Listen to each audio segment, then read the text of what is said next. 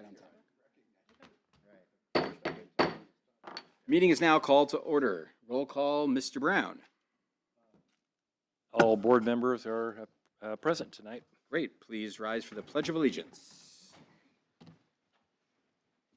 I pledge allegiance to the flag of the United States of America and to the republic for which it stands, one nation, under God, indivisible, with liberty and justice for all. Now read our Carmel Clay Schools mission statement. Carmel Clay Schools will provide opportunities for all students to realize their potential in an ever-changing world. Typically, next on our agenda would be public comment. However, no one has signed up for public comment this evening, so we will just keep on chugging. Next on our agenda tonight is our one agenda item, which is the financial impact of recent funding changes and implications for the 2026 referendum. So we're going to move down to the tables. Before we do so, we're going to be a little less formal for this. It'll be more of a conversation. Dr. Ostreich will introduce the topic and who's going to be helping to co-present, but we'll be more conversationally based. There is a presentation, but we'll sort of take questions and engage in a conversation. So not necessarily Robert's rules, but we do have a whole bunch of slides to get through, so we want to just be respectful and making sure we get all the information across to ourselves and to the public as we go through it tonight. So let's do it.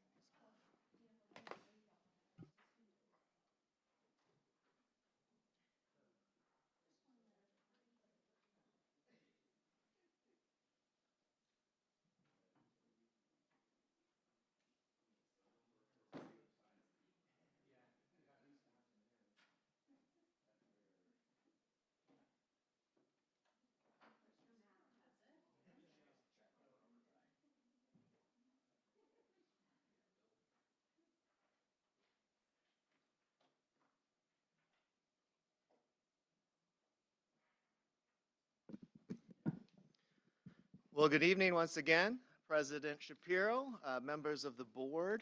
I'm very pleased to be here tonight as President Shapiro shared to talk about the financial impact of recent funding changes and implications for the 2026 referendum. And so I'm very pleased with the presentation that we have for you this evening. Starting off, who wore his Carmel gear this evening, which I'm also very happy about. We have Barry Gardner with Policy Analytics, and he is going to share some of our data that relates specific to funding, some state-level changes, and Barry and his team does this across the state of Indiana. And so he's been to many school board meetings and executive sessions this year alone because of the complicated nature of what SEA 1 brings, not only to school districts, but to cities, libraries, etc. After Barry's presentation, we're going to turn it over to Mr. McMichael, who is our Associate Superintendent, and also Mrs. Kushar, who is our Director of Finance, and myself, and we're going to talk about what those implications are for the referendum. And so at this time, I'm going to turn it over to Mr. Barry Gardner with Policy Analytics. Great, thank you. Good evening. Appreciate the opportunity to be here this evening. As Dr. Ostreich mentioned, with Policy Analytics, we are a firm based out of Indianapolis, have been in place really for about 20 years. We specialize in helping local government entities understand property taxes, assess value, taxpayer impacts. We are engaged now in about 120 school districts across the state and working with about 35 districts who are considering an operating referendum in the fall of 2026. So we kind of specialize in this work, and so hopefully tonight the information we're able to provide helps give you some better sense of what the district may need to consider as you look at a potential operating referendum in the fall as well. And so, as was mentioned, this is really conversational. Please feel free as we're going through to stop, ask questions, ask for clarifications. really want to make sure that you feel comfortable about what you're seeing and understanding. And it is complex at the end of the day in these pieces. And so please feel free to interject at any point. With that, I'll go ahead and get started. And I hope to.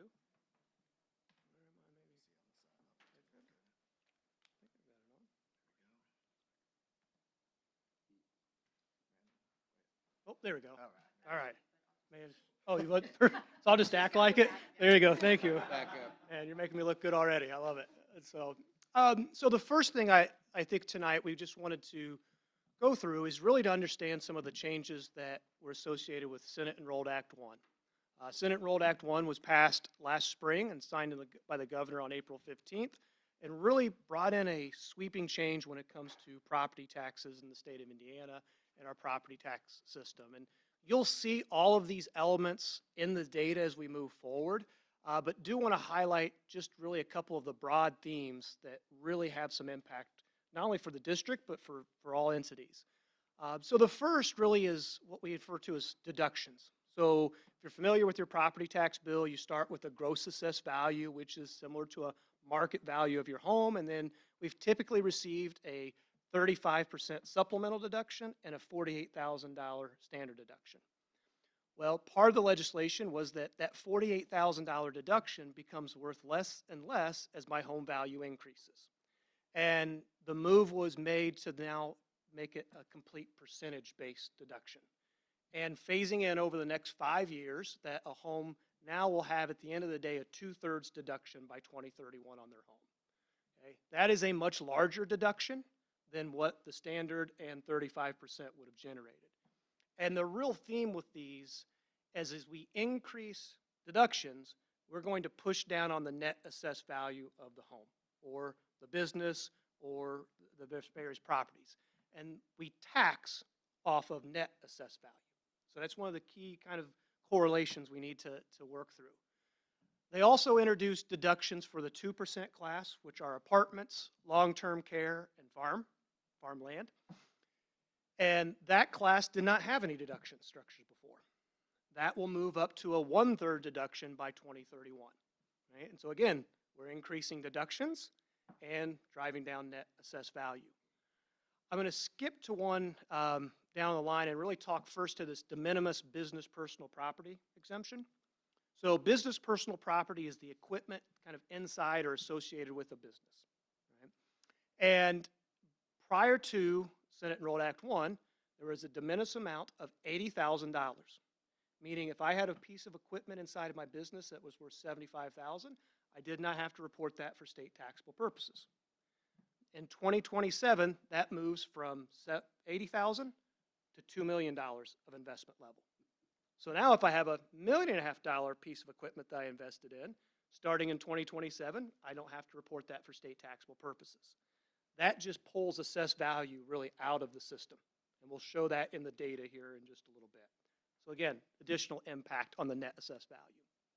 And then finally, I'd say the biggest, we're talking really the broad strokes here, is the new homestead residential credit. And this is new this year, started in 2026, that a home gets now 10% up to $300 is the maximum off of their tax liability. So it's not based on the assessed value of the home, it's what am I paying in property taxes. So if I'm paying $3,000 in property taxes, I'm going to get $300 off of my tax bill and I'm going to pay $2,700. Well, that $300 that taxpayer is now not paying is revenue that the local units of government do not collect. Right? And we'll show that again here in the data. And so we've got a lot of these moving parts really at the end of the day that are going to influence what we're going to see overall within this piece. Act like I'm clicking, thank you. The other sweeping piece of the legislation that was really specific to the referendum is, prior we had the option as school districts to seek a referendum in May or November, and we could do it within any given year. They have now established that referendums can only be sought in the fall and in November and a general election in an even year. So now we look at a situation where we're going 26. If we don't go in 26, we cannot go until 28, and then 30 and so forth, right? And so that has changed just some of the strategy and thinking, right, in terms of these pieces.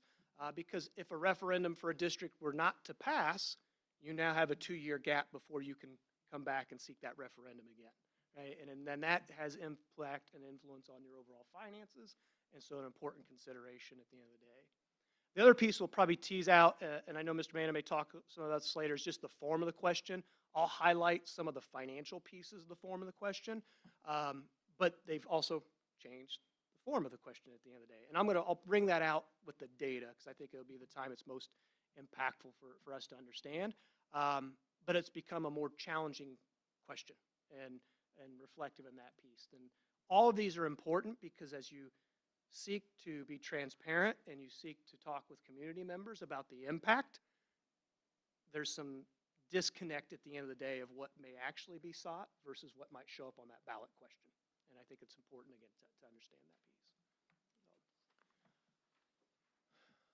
One of the things that we do at Policy Analytics, because it really begins to impact the data and the unique situation for each school district, is to take a look at the assessed value composition of the school.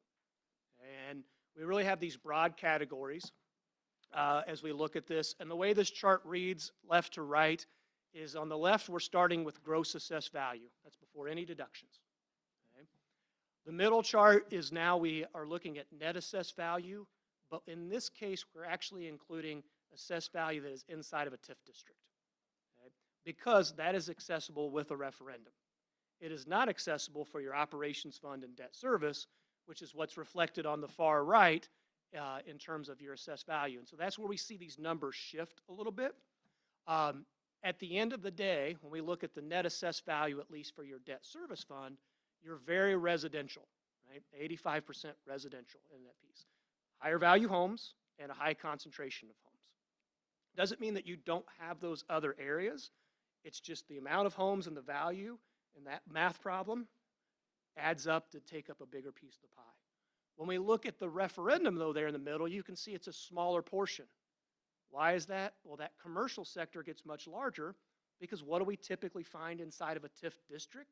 It's usually a business, industrial, commercial kind of makeup, right? Because we're trying to invest in that redevelopment. So that's why those pies shift, and they have impact on the net assessed value, which is what we're going to end up taxing against. Okay, thank you. Barry? Yeah. So if I'm reading this right, and this is, you said this tax base comparison is of Carmel Clay School District's tax base, right? Correct. So we lose $3.1 billion in assessed value a year from the TIFs that the city has approved? Correct. Good God. Okay. And let me speak to that a little bit because we, as Policy Analytics, work on both sides of these pieces, right? And TIF districts are often a difficult component at the end of the day, right? And what's often used when discussing a TIF district is we say is a but-for test. And really what we're saying in that is, would the development have happened if they had not TIF'd the district, right? And if it would have happened organically, then maybe a TIF might not be, the most advantageous policy move.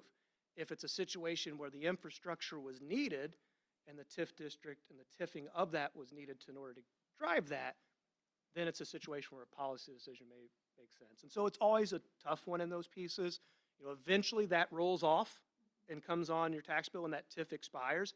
Even if a new TIF is established, it resets the baseline and you capture some of that growth. But it is obviously a challenging calculation. That was going to be my question as a follow-up, is because I know that some of the TIFs are going to expire shortly. Do we have a list of that with the district as to when those expire? And granted, that would hit our operating fund as opposed to fully the referendum question. Just wondering if we have visibility to that from the city. So it is data that we typically look at. I'd have to go back and confirm the dates of when those roll off in that piece. But we typically monitor that because it would have impact then on your debt service and operations fund. Because as that particular TIF expires, to your point, it rolls off and comes on your debt service and operations fund rate, even if they establish a new TIF. Yeah, we didn't we don't have a list per se, but we know that they'll start coming off as early as about 2030, so in the foreseeable future. And typically, the thing to remember is if 2030 is the year they expire, you would not see those on your thing to 2032. It's typically a 2-year window from those come on. Okay. I think I would add to that, we also run the possibility that expiring TIF districts could be redistricted to a new TIF, possibly. You know, and I know like along the Meridian corridor, there's a lot of office buildings with a lot of parking spaces, and that's kind of not the designs we're looking for anymore. The idea is you build parking garages and make the place more dense, and they're more attractive. So I think it's hard to really know, isn't it, what we could see for TIF districts, even though they're getting close to expiring. So, but I think to the question that Chris asked on the net assessed value with TIF, that net assessed value may not have been at that amount had there not been TIFs. That's fair to say. Okay. All right, moving on. Appreciate those. Those are great questions. So a lot of information on this slide, and I'm going to walk you through it, right, I think, in this piece. So I'm going to start in the top left. So these are some assessed value projections specific for Carmel Clay schools. The green line is gross assessed value, and you can see that that continues to trend upwards to the right and grow over the years. That is because the assessment system itself was not changed, right? So a home that's worth $300,000 may be worth $310,000, $320,000 in future years, just like it has been in previous years. So the assessment system hasn't changed. That is actually constitutionally in place, right? So they cannot necessarily change the assessment system. It has to be market-based. It's defined by a Supreme Court case out of St. John's, Indiana, back in 2011. They can change the deduction structure, and that's what they did in this legislation. They increased the deductions. And so that's where you see the teal line represents the referendum AV, the blue line represents your debt service and operations fund assessed value, and you see it decline, and we're going to outline that a little more in another chart. I just wanted to point that piece out. The reason for that, as we move to the bottom, is now we are showing the new deductions coming in place.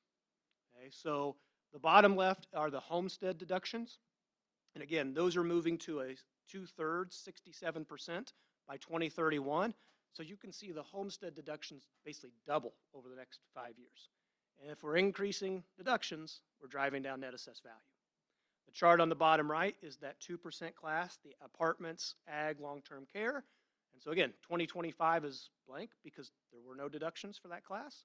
And we see that grow to a little over $1 billion by 2031. So again, we're increasing deductions, we're driving down net assessed value, and really what we're looking at over the next 5 years is about a 3.5% decline annually in net assessed value. And we're going to kind of walk through that here in a little more detail in these next couple of slides. So again, this is just really kind of that enlarged piece. So I know it was in a little smaller chart there before, where again, the green represents our gross assessed value. We at Policy Analytics project out trending assessed value for the gross AV. What we mean by that is we take a look at the historic, we take a little longer lens, okay? So we take a 12 to 15 year look because there's obviously times when we had the Great Recession where we had little to no growth in assessed value, and then we had the last few years where we had a little bit of a run up in assessed value due to some of the housing constraints coming out of the pandemic that we saw greater than normal growth in assessed value. So we take a longer lens within that piece that equates here for the district to just about a little over 4%. It varies from year to year, but it's in the 4 to 4.3% range. That's important because that impacts the future projections. If we did not project gross assessed value growth, then we would actually have even further decline in net assessed value. So it's really important that we try to project what we believe is an accurate projection over the next piece based on some historical pieces, right? So we still see that growing. Despite that, we see the impact to the net assessed value at the end of the day.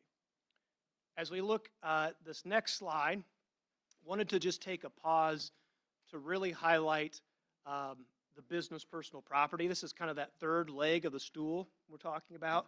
Talked about the homeowners getting increased deductions. We talked about the 2% class. This is where businesses will see some benefit. And really going to focus, I think it's really fascinating data. When you look at the two circled graphs, the top graph shows the amount, the number of specific parcels that are above or below this $2 million threshold. Now, you may note it says 1.12 million. That's because the $2 million is an investment, not assessed value. And a $2 million investment at the end of the day equates to about a $1.12 million AV structure. So it says is 95% of the parcels are actually below that $2 million investment threshold. But when we look at the chart below it, in terms of the actual AV associated with it, 65% of it is above the $2 million threshold. Larger pieces of equipment, right, are going to drive that really AV. So 100 parcels make up 140 million or 470 million of AV. Right?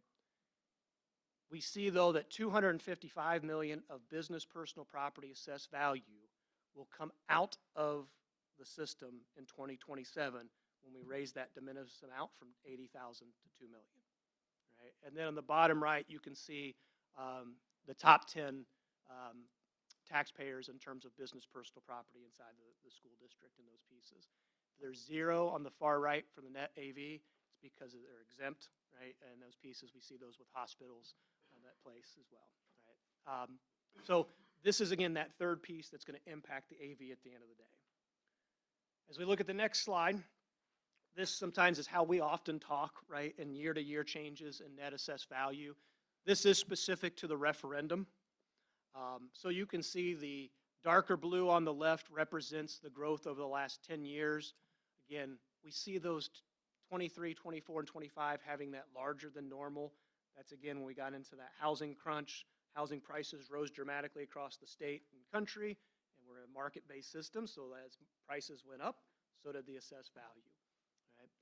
Then we see in 2027, now we're outlining those next 5 years, the decline in net assessed value due to those increasing deduction structures. You can see 2027 is slightly larger in terms of a decline. That's because we're pulling out that business personal property in that year. And then in 2032, you see it actually come back to a positive. That's because at that point, we've really established a new floor. All the deductions are fully in place, and we're really starting to grow from there. So it is a bit of a roller coaster, so to speak, in terms of assessed value over these next several years. Now, again, as we're going through all these, this is as we know it today, right? That's how legislation was passed. It doesn't mean there might not be tweaks and things moving forward, but as we know today, this is what we're looking at in terms of assessed value, and this is going to get really important as we talk about the referendum and the referendum equation. Yeah, just a point on this chart. These are the annual changes from year to year, but it doesn't show the cumulative. So when we look at years 23, 4, 25, and 26, those are cumulative rates. So, if your house was valued at 100,000, it's growing at a slower clip than it had the spike. But what it doesn't show is the cumulative impact of net assessed values. Do you have a chart that would show that? We don't in this deck. It's data we could pull together if the board would like to see some of that piece. I'd like to see that. Okay. Follow-up question when you're ready. So I had the same question Greg had, just to make sure I'm clear. Let's use 2025 as an example. If you go from 2025 to 2026, when he says it's cumulative, is it you're adding the 4.1 goes on top of the 9.8? Correct. And so when you're looking at 2027, dropping 4.6, you erase 2026, but as to compared to 2028, it's almost the same, about 0.5 percentage off, right? Say that last part again. So the 4.6 erases the 4.1 and 0.5 percentage of the 9.8, all else being equal. Yes. Okay. Steve, if you talk, you'll have to What?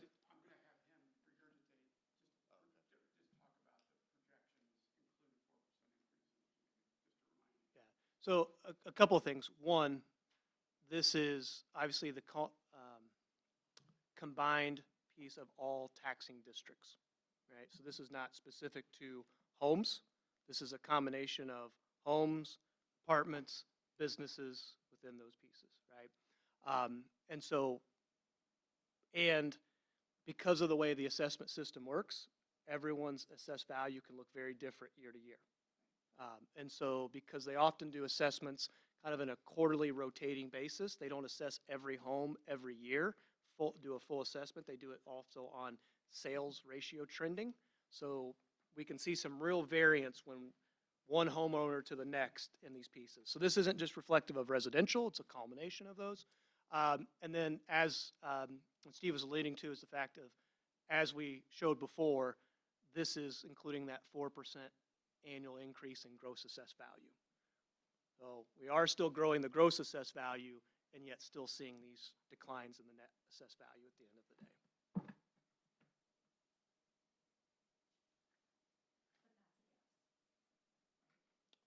That's a guess, the 4%. I wouldn't call it a guess. It's based Well, on historic. educated It's based on the projection. last 15 years of data. Okay, all right. Yeah, of what But we've seen. it could be 2, it could be 6. It just depends We're going to on talk a little bit. how the auditor assesses are, or the county assesses are, That's not right. the auditor. How- The market Or the- fluctuates yeah, or the within those market drives pieces, it. yes. And we're going to talk a little bit about that in because it is a piece to consider. These are projections. Again, they're based on historic piece. If we took this chart farther back, to my point earlier, you'd see the years when we had the recession and it was much smaller, basically very little growth. And then we see the spikes that we have here. And so it is a piece that, do we know exactly how it's going to play out? No. Is it our best educated guess at this point? Yes. Okay, so this chart titled unfunded credits is, what we mean by unfunded credits is revenue that the district does not collect. Okay? And it's a combination of what we've known as traditional circuit breaker, when the homeowner hits that 1% statutory cap and pays the max in terms of state law and property taxes. It also includes this new 10% homestead credit. So that is after the cap. So again, that's that $3,000. I'm going to get $300 off my tax bill and only pay $2,700. When I add that up across the district, it adds up pretty quickly within these pieces. So that's what we mean by unfunded credits. Starting in 2025, you really see it primarily in the dark blue in terms of circuit breaker, and that is in your operations fund. So it's revenue that you did not collect in your operations fund due to the circuit breaker. When we look at 2026, we see the dark blue circuit breaker go down. We'll talk about that here in a second. And then we bring on the light blue and the orange, which is the new 10% credit. And that, again, is going to be revenue that you don't collect. The reason in 26 that it is spread across the operations fund and the debt service fund is because that's the way the law was written at that time. Typical traditional circuit breaker, all of the impact really hit the operations fund. The debt service fund was what we call protected. Why? They didn't want districts and units of government to not receive their revenue in the debt service to be able to make their debt service payments. And so, because you can only levy for your debt service payments at the end of the day. We had a feeling this would change, and it did. In the most recent legislative session, they made the move to protect the debt service fund really in 2027 and beyond. So that's why you really see that orange go away in 2027. There is a little bit of impact. You may ask, you see the referendum, which is the green, and a little bit of orange moving forward. It gets into the weeds of this because technically the over 65 and veterans and disability credits are applied across all funds. And that has always been the case and continues to be the case in this legislation. So that's why you still see those little snippets. This is an interesting piece where policy comes together. Really what came out of the House of Representatives was the change in deduction structure. And part of that reason was as we increase tax rates, part of this legislation, we'll show a little bit more in detail, as net assessed value goes down, we have to raise the tax rate in order to generate really the same amount of revenue. If we take rate times AV, it's me revenue. So the mechanics of SCA 1 pushes up tax rates. When that happens, what it ultimately does, and was part of the goal of this legislation, is it shifts the tax burden away from homeowners and more towards the 2 and 3% sectors. They did that intentionally because over the last several years, with the run-up we saw in residential AV, is the tax burden had started to shift to the homeowner. So it was an intentional move to do that. When that happens, we see the traditional circuit breaker go away. So that was the legislative policy that really came out of the House of Representatives. What we also saw, though, was a push to reduce property tax liability. And Governor Braun led the charge on that side, and that's where we ended up with the 10% homestead credit. So now when we see the 10% homestead credit come in, it really replaces what we saw in traditional circuit breaker. So this is a really interesting piece where we see two differing policies come together that at the end of the day really return the district, and I know we talked about this, to really more typical circuit breaker impact that you've seen over the last several years, where you're not receiving around $3 million in operations fund levy moving forward. So a lot of moving parts to say with this legislation. It does impact because, again, all the funds ultimately end up being tied together, right, in terms of the operation fund seeing some revenue impacts at the end of the day. I know I said a lot, and there's a lot on the slide. Any questions with this? All right, I'll bite Thank you. because I didn't get it. Okay. So circuit breaker is constitutional, right? So you lost me at circuit breaker goes away. Like, I don't understand the graph because circuit breaker can't go away. Yes. So it doesn't technically go away. Okay. What ends up, I probably didn't frame that the best way. When the tax rates increase, okay, a homeowner who's already at the caps still can't pay any additional revenue. But businesses who aren't at maybe their 3% cap will pay more in property tax revenue. And because of that, it really generates additional revenue that in effect causes the circuit breaker to go, the traditional circuit breaker to go away. That, yeah. Yeah, and it's a complicated mechanism. All right. Okay, so let's talk a little bit about the current state of the referendum. So this just really for everyone's information combines and takes a look at the operating referendum and the safety referendum. We have those two broken out in the rates in the bottom left and on the chart there with the tealish being the operating referendum, the orange being the safety referendum. I'm going to start there first, and then we'll talk about the green. So this, again, as we know that assessed value is more than likely net assessed value is going to decline, back to that math problem of rate times AV gives me revenue. If AV goes down at that same rate, my revenue is going to go down. And that's where you see those two bars declining between now and 2031. We start to see them go back up. This is really a reflection of that referendum AV chart we showed you earlier, right? That's really what we're seeing play out here, just in terms of the revenue.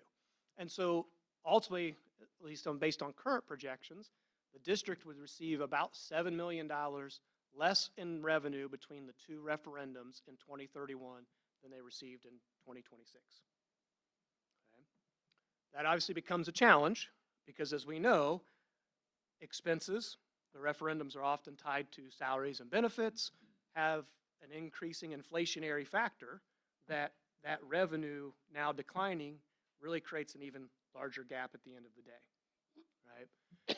The green represents what the district would have received in revenue using, again, that gross assessed value projection around that 4% at those 19-cent and 5-cent combined components. That is the revenue you would have received had they not passed SCA 1. So you really can, again, see that gap, and you can see it continue to grow and compound over those future years.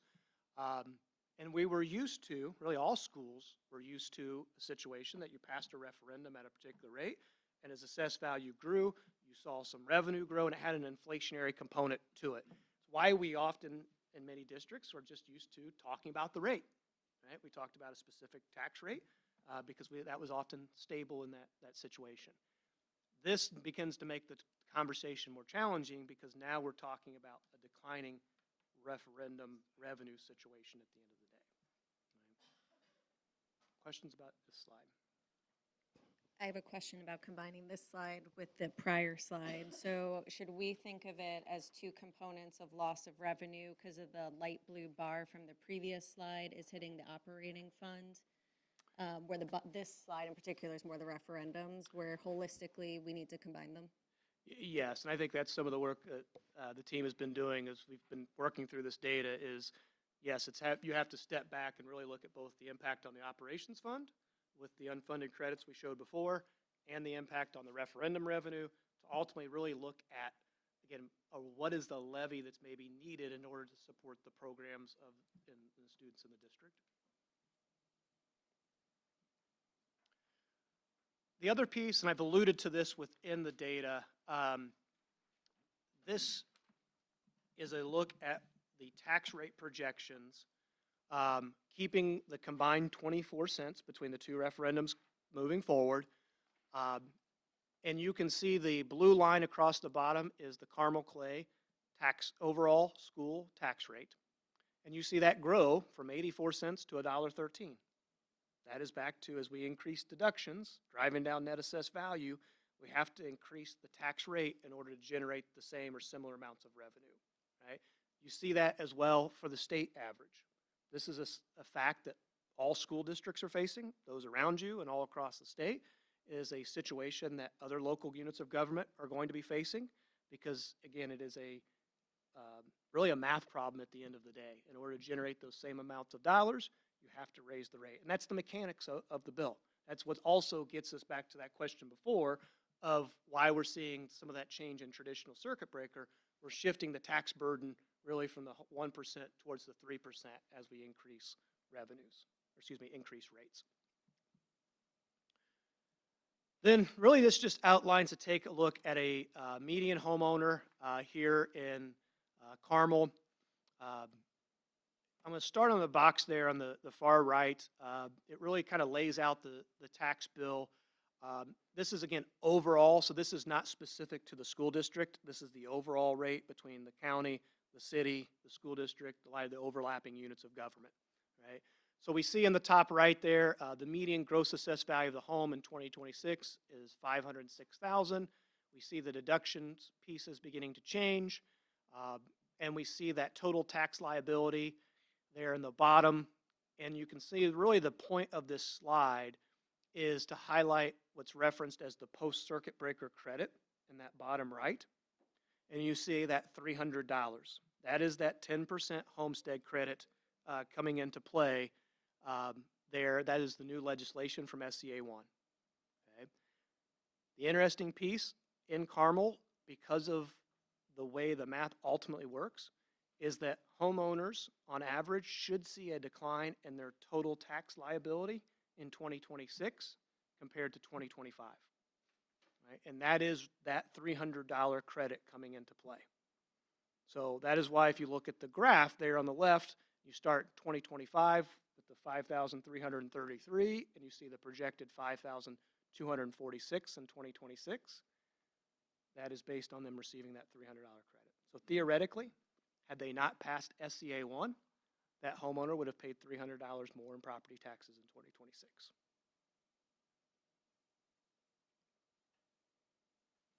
Okay. Questions there? All right. I know I've done. Yes, go, please. Yeah, you saw the wheels spin. Can you, this is off the fly, but can you give some indication, assuming there was no $300 credit? I mean, I just don't want to make this assumption. I don't know if it's fair for me to make this assumption. There was no $300 credit. If this bill didn't pass, what the next few years of this typical homeowner's property taxes would have looked like? We just assume $300 more per year over the next handful of years, or is that not a fair assumption to make? What assumption would you make? So give me a little bit. We're going to have a slide a little bit later that we've run what we call the counterfactual of what would the tax bill look like had they not passed SCA 1 and compare it to some of the data moving forward. So we'll have that, and you'll be able to really visually see that here in just a moment. Okay. I know that was a lot. I appreciate all of you working through that piece. This is obviously very complex legislation, has a lot of changes. And so I appreciate you walking through the weeds of that there with us. Now, really what we would shift to is what's this ultimately mean then for the referendum? And what are the considerations for the district when it comes to a referendum and a potential renewal that you may consider? And so one of the things that we worked with just looking at the district is what types, again, of levy is maybe needed to support the school district. And so on this slide, the orange line represents if you were to keep the 19-cent, really the combined, the 24 cents. In this case, we're combining the operating and safety. If we split them out, the mechanics are all the same. So this is really just for ease and looking at the data. But we see that declining revenue structure with that orange line. So the district just took a look at, again, I think back to the comment earlier, when you factor in the impact on the operations fund, we factor in what we would have seen in terms of an inflationary component to support the district, to support potential, staff support in terms of salaries and benefits. Looked really just at a few different scenarios, really levy-based. And so you can see those outlined there at this point. Again, these are really for consideration as the district works through those. But all of them, we're looking more at a growing revenue structure that would mimic what has been in place for the last several years with the referendum, that the revenue has grown over those course of those years. Right? So that's what at least we're looking at in terms of combined between the operating and safety referendums. When we look at the next slide, now we start to look at, well, what would the rate be needed in order to generate those amounts of revenue in those future years? And again, you see the referendum rate in all three of the scenarios increasing over the next several years. This is what we are seeing SCA 1 and the impacts of those deductions. Because again, we go back to the mechanics. Deductions increase, net assessed value goes down. As net assessed value goes down, we have to increase the rate in order to generate the revenue that's needed. This is a situation, so we had 4 school districts that went out for an operating referendum in the fall of last year. They were the first ones under the current legislation. All of them looked at a higher tax rate. In a district that went from 22 cents to 39 cents, a district that went from 17 cents to 26 cents, and so forth. All districts looked at a higher rate because ultimately it becomes almost a backwards math problem. We have to look at really 2031 and say that is our lowest year of assessed value in the current structure. What is the rate that's needed in that lowest year of AV to generate the revenue that's needed? Right? Out of the 35 districts that we are working with, I think all but maybe 2, and there's some really unique situations, are looking at a higher potential rate when it comes to a referendum rate. So it's a piece where if we've had averages of referendum rates in the past, right, a state average, they're going to increase over the next several years because of the mechanics of SCA 1. Right? So this is not something that Carmel Clay alone is facing. This is what any district that's seeking a referendum might be facing. So we look at this again, we start to potentially max out somewhere maybe around that 38 to 42 cent referendum. Again, we'll get into a little bit of the ballot question. In the referendum ballot question, you have to establish a max rate and a max levy that you will not exceed over the next 8 years. Okay? That is a long horizon.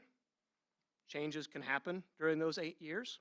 And so I think as we consider that fact, it's a part of considering what the rate may need to be. The district is not required to take the full rate. But on that particular ballot question, if we looked at the yellow line, it would be, we would want to put a 42.74 or 43 cent referendum rate. So that would be our potential max. You would not have to take those in those early years, but you cannot increase your ask once you set that on that ballot question. You can only take less at the end of the day. So that's a consideration for the board as well, of what's that appropriate rate and factoring it out over the next 8 years and what's the referendum revenue needed. And we'll talk a little bit about, I think to your comment earlier, of assessed value and how assessed value and what you maybe also need to consider when we think about assessed value as well. So that's our potential rates that we're looking at in terms of that. So that's different, right, in terms of this piece. It's a much higher rate at the end of the day. The next piece really that we start to look at then is what is the impact on homeowners. We work this for a lot of districts. We do it in a lot of different forms. For tonight, we're just looking at the median taxpayer. Obviously, at different levels, it's going to have some different impacts. We just want to give some consideration of what this would potentially look like. Again, you can see the orange line. If you kept the current rate, the referendum-only impact declines. That's because the net assessed value of the home is declining. And so as we decline that net assessed value, we're going to decline the liability. You can see, again, over the next several years, we see an increase in the referendum liability to support those levies. That, again, is somewhat similar to what we have seen in previous years. Right? As we've kept the 19-cent or the 24-cent overall rate combined, as assessed value has gone up for the home, so has that referendum liability component. So again, it's very similar to what homeowners would be used to and the structure that we've been operating under for the last several years. So this is one component of it, is the referendum specific impact, right? We also want to take a look and step back holistically. Before we get there in that piece, then this looks at what the overall tax rate may be. Again, you see that increasing overall rate. That's very similar to what we showed in the previous slide.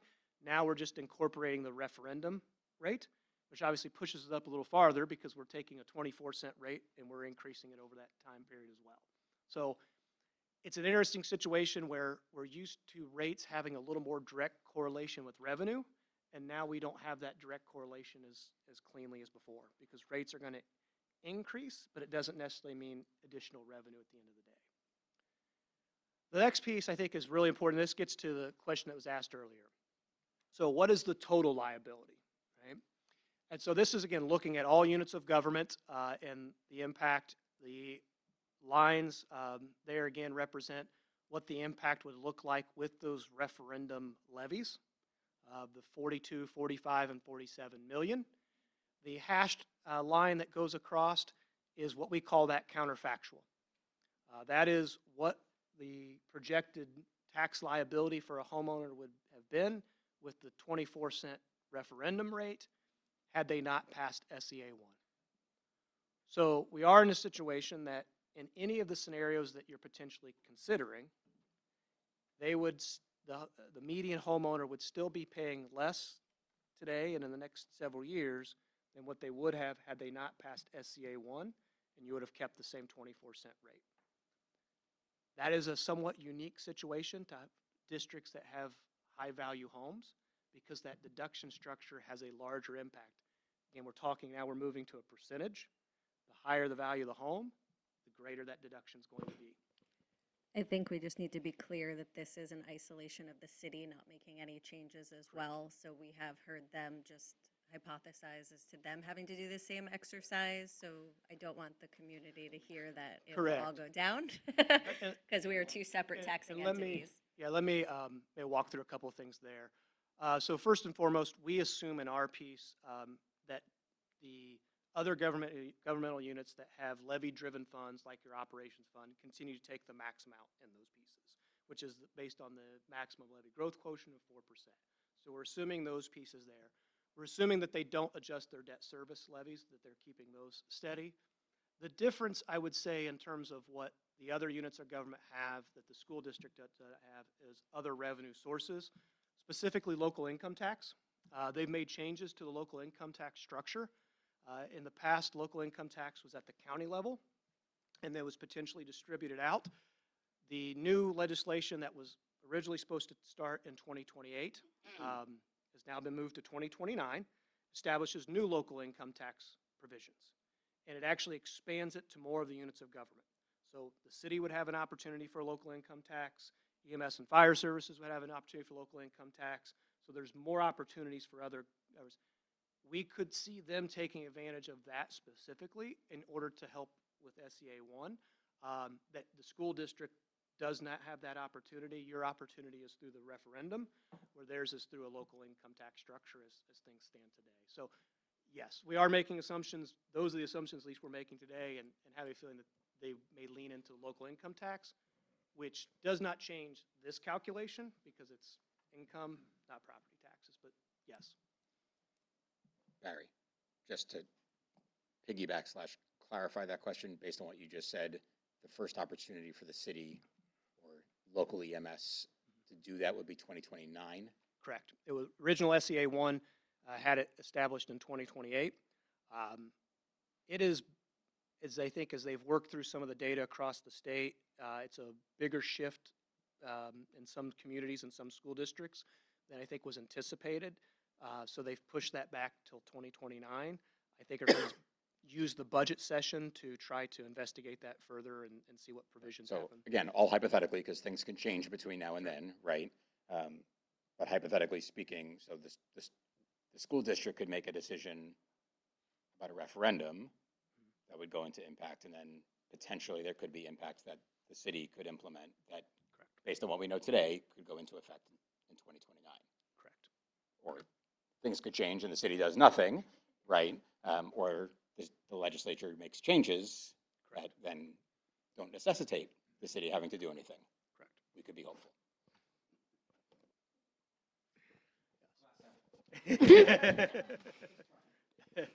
Barry, piggybacking on Mr. Shapiro's piggybacking of Mrs. Cashin. So I've heard it described, and this is speaking very generally, understanding that every taxing district and school district is different. I've heard SEA 1 described as really just forcing local taxing districts to tax in a different way if they wanted to keep the same amount of revenue. In other words, SEA 1 was sold as a decrease in property tax for certain classes, and I think that's true, right? But in order to keep city services, county services at the same level, I think they're going to have to do exactly what you describe, increase local income tax, maybe wheel tax, whatever is available to them to make up the difference. So the net total tax savings may not be, to your average citizen, anything at all. It just depends on where you live, what kind of home you have, whether you're a business, et cetera, et cetera. Yeah, so I would go back to the summer of 2023. They established what was referred to as the Salter Commission. It was a look at local taxes and taxes across the state. And one of the things that was identified then was a situation where there was an opportunity, I think, to lean into income tax versus property taxes, and some additional capacity there that they felt might be more appropriate potentially. I think there's a lot of conversation, to your point, of what is that right mix, and there seems to be a push towards income tax and trying to create some property tax relief at the end of the day. And yes, it's going to be very specific on what the end result is and we most likely won't know that for the next several years. I just was going to have you reiterate and make sure that we both heard it correctly, that looking at this graph, if we didn't have SEA 1 and we were continuing at the current rate, that's that higher line. So no matter what choice we make, it will still mean less taxes than for the average homeowner than prior to SEA 1. Correct. Based on the assessed value assumptions we have in those pieces, which again we think are accurate, that homeowners should more than likely be paying less over the next several years than they would have prior. From a district perspective, from a school tax, from a school referendum perspective. Oh, this is overall look, so again, we Okay. have some of those factors, but yes, you're still, at the end of the day, the homeowner is paying less overall based on what we know today.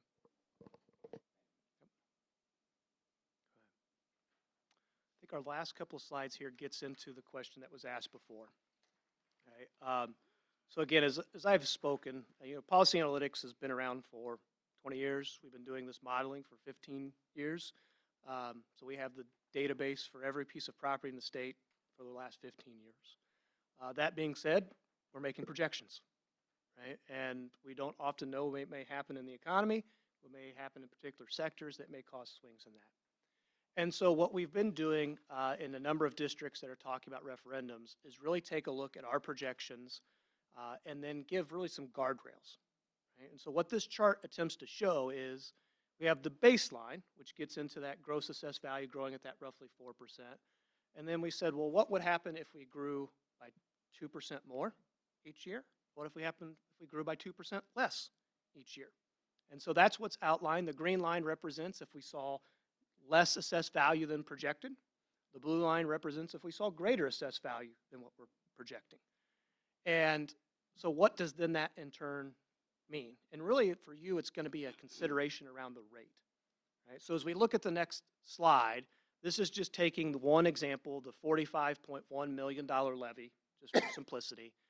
And what it's really saying is, as you look at 2034, so we have the numbers, in that baseline scenario of what you would have seen before, you would have needed around a 41-cent tax rate. However, if assessed value grows less than what we're projecting, that 2% less annually, you would need a 47, almost 48-cent rate in order to generate that same amount of levy at that time. Right? So again, it's back to that AV times rate. Why is this an important consideration? We're locking in something over the next 8 years, right? And so if assessed value does come in lower than projected, you may not be able to capture as much revenue because we're, again, on that ballot question, you have to establish a max rate. So in this case, if you established a max rate of 40 cents, really from 2030 on, you're not able to collect the full dollars that are projected, right? Now, we are in no means suggesting that you jump to a much higher rate. Obviously, it's a consideration in the overall scheme of things. We just paint this in the fact that it is projections. You are locking in things over 8 years, and we just want to be upfront and transparent of what some of the impacts potentially could be given this situation. This wasn't prior really something we had to consider because we had a rate, and as assessed value grew, revenue grew, right? And so is this part of this new paradigm that we're having to face around the rates and revenues with the referendum. And so we just want to make sure that I have that full consideration at the end of the day within that. The last piece, and I know may get talked about a little bit later, when we get back to the ballot question, again, I'll talk about from the financial standpoint. You have to establish a max rate and a max levy. Now, right now, what has been understood from the Department of Local Government Finance, the DLGF, is those two do not have to be connected, right? So, and it's important because if we tied those together, it could limit the amount of revenue you're able to collect in later years. Okay? And so that's a benefit that you could say we want a 45-cent rate or a 40-cent rate, and we want that to have 47 million in revenue. Why? Because if AV came in better, you might be able to collect some additional dollars to support the district. So we may want to, again, have a little higher piece within that. Those are two components. It's going to be back to the fact then you're also going to have a median homeowner. The challenge here is you have a median home, at least today as we're understanding the impact, we're having some conversation with DLGF, of $506,000. You are forced to round that up to the next 50,000. So on that ballot question, it will read 45 cents and 550,000. And if you don't mind going back to the taxpayer impact slides, the amounts, go back just a couple here. Nope. Yes. And again, this then would look at a conventional question that might say 45 cents, 550,000, and the impact is the full impact, not the increase, right? So it wouldn't say the difference between $660 and $800 that it's a 200 increase. It acts if there was no referendum in place. It's taking the max rate times the higher AV in 2026. So it's potentially, that question could read 550,000 at a 45-cent rate and an $1,100 impact on a median taxpayer.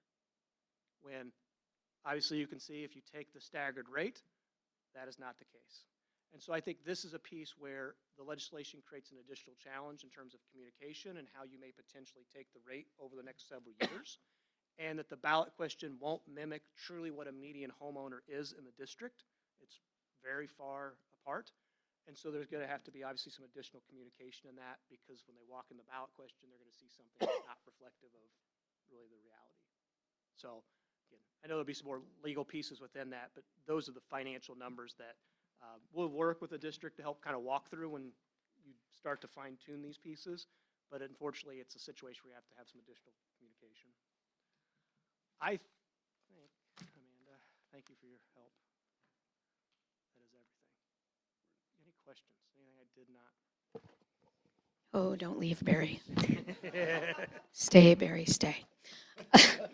Okay. Where did the $45.1 million levy number for 27 come from? That came from the administration, and I know Mr. McMichael, and they're going to walk through that here in just a little bit, and where that came from. Okay.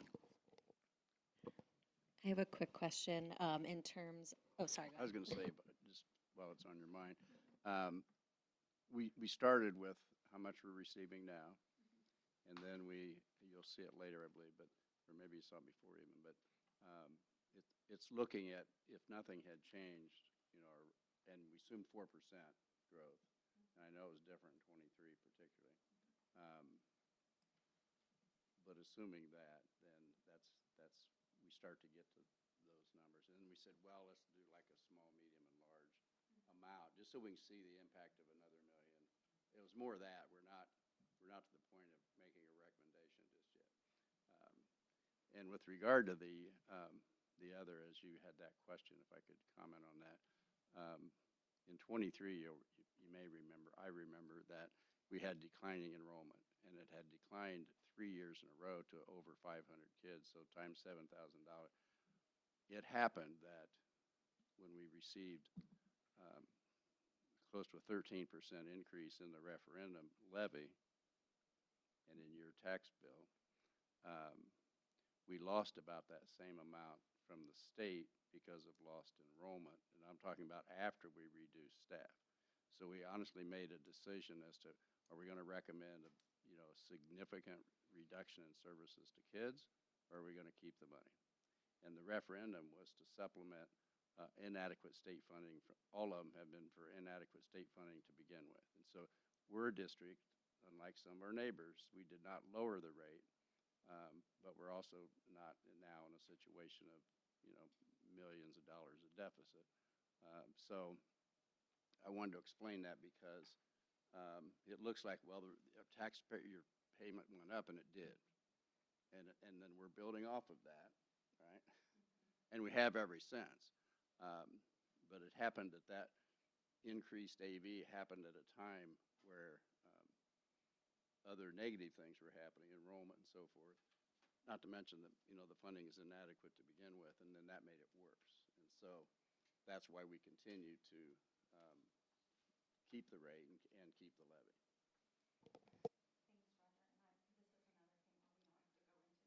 Yeah. Sorry. I hit the button, nothing happens.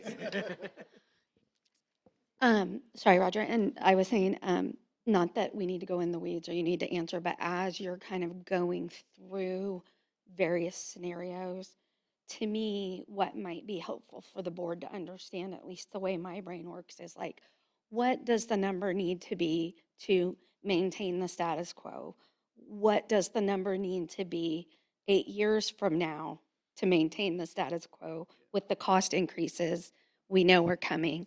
And what does the number need to be to fully pay our staff an increase that's in excess of what their out-of-pocket costs are for their benefits? Because I know in some years it's been a net loss because the benefits increase, which is outside of our, I mean, you do the best you can, but it's kind of, okay, it has happened other places. And so I don't want it to happen in the future. We don't either, and that's Yeah. exactly what we're doing, just everything you said. Because folks I'll just started do with it so I can understand it. maintaining the current excellent program that we have. That's where the money's at. So Greg can go too. okay, sorry. So kind of feeding off yours and the whole discussion, and since we locked things in for an 8-year period, if I'm reading like chart 15, it shows referendum rates, we would be saying, we would recommend that the rate goes from 24 cents to, if we pick the middle number, 40.79. So the ballot would say we're going to raise the rate from 24 to 40. Yeah, for 41 Okay. in that piece. Wow. And I will, again, just allude to the fact that you will not be alone, I think, in the surrounding area and across the state of districts that will have, if they have a current referendum and they're renewing, that are not increasing their rate fairly substantially. And again, it goes back to, I'm sorry, I was going to say, it just basically, again, goes back to the mechanics of Senate Enrolled Act 1. We're having declining net assessed value, and so the only way to generate the revenues that we're talking about is we're forced to raise the rate. So the rate doesn't reflect how it did before. Assuming we don't do any changes to budget, assuming we stay in the same trajectory on budget. And I think these are the tough questions we're going to have to look at. If we have declining enrollment of some amount, I think we're down about 700 from the peak. Well, from early 2000s. From 2020, we're down about 700. No. We grew the last 2 years. We grew the last 2 years until, well, now this year we went down, but Right. Overall it's below, definitely below 700. We didn't lose that many kids. Okay. I guess we'll have to talk, and I think we need to have a working session too where we talk about enrollment.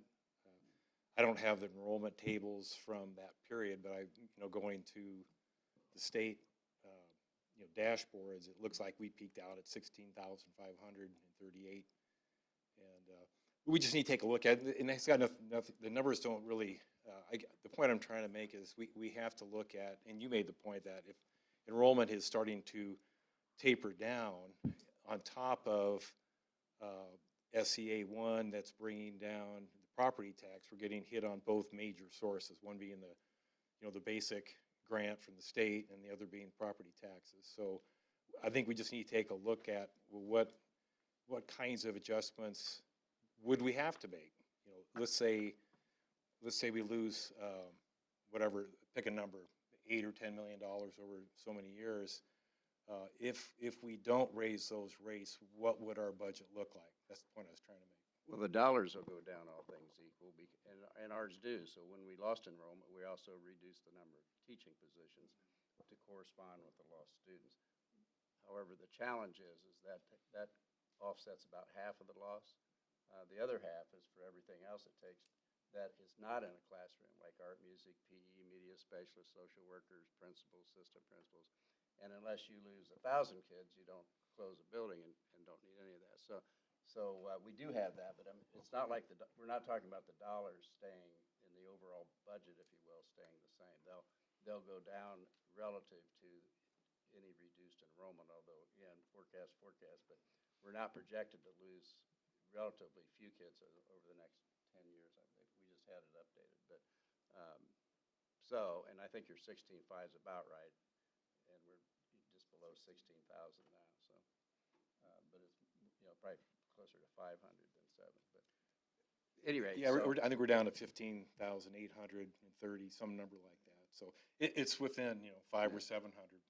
We could go look at the numbers, but looking at it from a taxpayer perspective is, I think we need to take that perspective and say, I'll look at it from my personal residential. I got a tax bill, and it shows me the school amounts and the operating, the safety referendum. And if I look at the last 5 years, I've gone up over 50% on my own personal property tax. So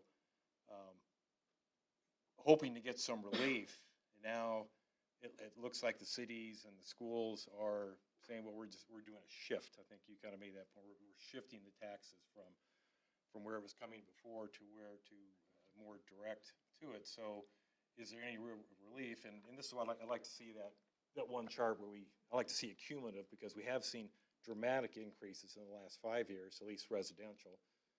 And you'd mentioned that they're shifting, legislators were trying to shift that burden more to commercial and give us a little bit of relief, but we may not get relief. And I think we had talked that at some point we would be able to show at a parcel level, what the impact would be to a residential person or a business or whatever by running through some calculators to see, well, what will my tax bill look like if I vote for a 42-cent tax rate over 24. And I think we also have to look at what if we make this proposal and the voters don't approve it. And I think that's going to take a lot of discussions if we combine these two referendums together and we lose the safety referendum, for example. Now what? Yeah, there's a lot more discussion that I think we need to have, obviously. Well, and I just want to add, before we get to Mrs. Cashin, that part of working with policy analytics and Barry and also with our referendum consultant, but that parcel by parcel that you mentioned. So when people are out in the community talking, whatever recommendation would be approved or may be approved moving forward, then they can go to that website, they can see what their taxes were in 2025, what they are in 2026, what they will be in 2027. And I think that's a critical part, and I'm grateful to the board for moving forward on a referendum consultant so that we have these tools that our community hasn't had in the past. So you bring up a good point there. And I just want to add one thing. Just looking at the scope of what we're facing, it's $94 million that we will lose just in the referendums between now and 2034. And that doesn't include the $300 credit. So it's a really substantial loss that we're looking at. And I think it's kind of building off of all of that is that it would be helpful for us to see this holistically from the district level. And I did go through this when we had the preview, but like as we get into more detail to see what does that cumulative budget look like from all sources over the same projection period so that we can see that impact. Now, granted, we know education fund is going to ebb and flow with enrollment in state algorithms. But like, what do we project based on history for all of that to look like? If we did nothing today, what would that gap then be? And then to Mr. Brown's point of what does that correlate to of if we had said no today, what does our community potentially see as the equivalent? No recommendations as to what would be cut, but if we have to cut $10 million, that is the equivalent of X and Y, just so that the community can truly understand when they are going to go to a ballot box for whatever we decide to put on there as what could potentially be lost if we have to do this exercise. And then obviously the conversation we've had previously too comes up of, do you put both referendums separately on the ballot? What does that look like? What does that do from a consumer perspective versus just having one combined referendum and having that conversation too? I think it's a great conversation. I also think it's important just for anyone that's watching now or watches later, this is a work session for us, right? An opportunity for us to learn and be able to dive in and better understand where we are with this and what's at stake. That no decision's being made. It's really a discussion for us to understand the issues. We're not making a recommendation. I appreciate the point, certainly, that both Mr. Brown and Ms. Cashin are making. I do think we need to take a holistic view of things.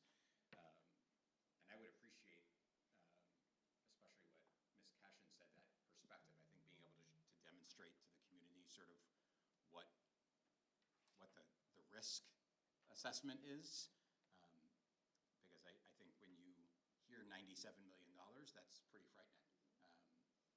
And I'm all for us, trying to find ways to be responsible with taxpayer dollars, but $97 million is a really tough ask when you think about the services that our students receive, my own students included. And we know that costs are not going down for any of those things. And we know how important it is to retain our teachers. And we also don't want to put ourselves in a situation where we see some of our neighbors dealing with the situations that they're dealing with some of their teachers. We have excellent teachers in this district, and we want to maintain that relationship. So the other point I wanted to make is just when we make a determination, if we make a determination about putting a question on the ballot and we have to set a rate, that also doesn't mean that we're taking the maximum rate. We did that with the safety referendum when it first got passed. That is the maximum rate that we can take. It doesn't mean we will take it from the jump, but we can't go back and change it later. So should we decide on 41 cents, it doesn't mean starting in 2027 we're taking 41 cents. And I also think the other slide we saw was also informative that pre-SCA 1, the average homeowner's taxes continued to go up, and that all the modeling projections currently showed that no matter what rate if we were to choose a rate, currently, all of those rates would still be lower. Again, I don't have an opinion yet. This is all a lot of information to try and digest. I don't think we know enough. I don't know enough. I don't want to speak for anybody else. But I think certainly the projections help to inform and provide more information. I think certainly Mr. McMichael and Ms. Kuchar have plenty of other information to share with us that I think directly correlate to how it impacts the district that is going to be really helpful for us as we continue to learn. I just want to say, I think a lot of the questions at the board in this discussion, because we have already agreed and hired the referendum consultant, a lot of our, maybe the things that we are trying to kind of figure out is part of that job of the referendum consultant company to help us through this process, if it is what we decide to do, to decide what, help us to decide the best way to get the information to the community. That's literally what they do for a living. So we can kind of leave it up to the experts to help us with that. Well, I wanted to say, now is it Dr. Gardner yet? Or are we still at Mr.? Because I know you're working on your doctorate. You had to bring that up. Well, that's also accountability and motivation as well for you to get that done, because I know you will. So Mr. Gardner is going to stick with us during the next part of our presentation. But I did want to share that the board, Ms. Wheeler and board members had requested from us to kind of talk through kind of the history of school funding, the impact of funding on the district throughout time. And in addition, we're also going to take a look at some of those referendum considerations as well. And so at this time, we're going to have Mr. McMichael kind of kick us off. He did some homework based upon that request, so he's going to share some information with us. Mrs. Kuchar is also going to talk to us a little bit about what Mr. Gardner talked about, that rate versus levy, and taking a look at that as well. And then I'm going to finish up with some referendum considerations, kind of why now, and talk about what the next steps and what a timeline may look like should the board decide to move forward. So, Mr. McMichael. Thank you. So I'll start with local funding, and you'll see that in 2010, as was mentioned earlier, is when the circuit breaker caps took effect, and as noted, they're in the Constitution, so the likelihood they'll be changed anytime soon is not at all likely. So that was 2010. Also in 2010 is when the state took over funding what was then the general fund. And by the way, sales tax was raised from 6% to 7%, which is the math of it's a 66.6% increase. But not enough, because in 2010 is when we had approved our first referendum, and we were amongst the first to have a referendum. There's now about 27%, I believe, of the school districts that do, but all around our neighbors do. So again, Hamilton County is not typical of the whole state. And then in 2025, we had this, SCA 1 reform package that is designed to lower property tax. And you note at the top that the circuit breaker since 2009 to 24, a total loss to the state of $4.1 billion. So our share of that, as I believe was mentioned, was it varies a little bit, but it's been about $3 million or so. I think it peaked at about 3.5. Yes. So then we go to state funding, and so between 2012 and 2024, we had charter schools come in. That's now $3.2 billion, and then most recently, in a big way, we have essentially universal vouchers. So, and that's another $2.2 billion. So, and we had our first charter school, you can see, in 2002. And then by 2010, as I said, the state took over the funding of the general fund, excuse me, using sales tax. Now, the vouchers in the charter schools, that's coming out of that same 7% pot. primarily, state taxes, sales, and income tax. And so that has not been increased, but it's being distributed. Almost $1 billion now is going to vouchers or free textbooks and other things. Not pro or con, but it's coming.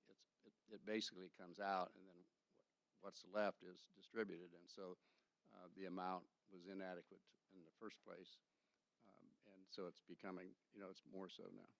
So in 2012 is when they started funding vouchers, but it was in 2023 that essentially passed legislation that made it, they raised the income level to where it's basically universal vouchers.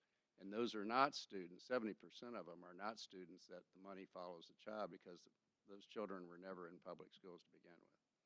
It's just we're funding more students now than we otherwise had in the past with the same pot of money. And then in 25, well, that's when they removed the income limit. So we're going to now see, major impact with the vouchers. So tuition support, and you can see the bottom line is the actual. So for 6 years after the state took over funding of the general fund, the actual dollars as compared to 2009 were less, and it wasn't. And so it wasn't until, so it's basically set a new base. And then it started to go up, but it first went down for 6 years. And that's the same time when we passed a referendum at 16 cents initially to offset that, what otherwise would be a loss. And then we're showing a line that if the tuition support were maintained, you can see it would go up considerably with assuming a 4% annual growth, and we're using 4% as kind of roughly inflation, and we know sometimes it's been less, and in 23 it was considerably higher, and so then you see in the two boxes on the left in 2010, it's a difference of funding 93% funded as compared to 2009, and now it's compared to 26, it's funded at about 73%. So again, that just reflects how it's less and less. So referendums in Carmel, as I said, our community passed the first referendum in 2010, and it was at 16 cents, and it was 58% approval. But you remember what happened in 2010 was the beginning of a 100-year recession, and so in spite of that, it was 58%, and we weren't very good at it because we, never.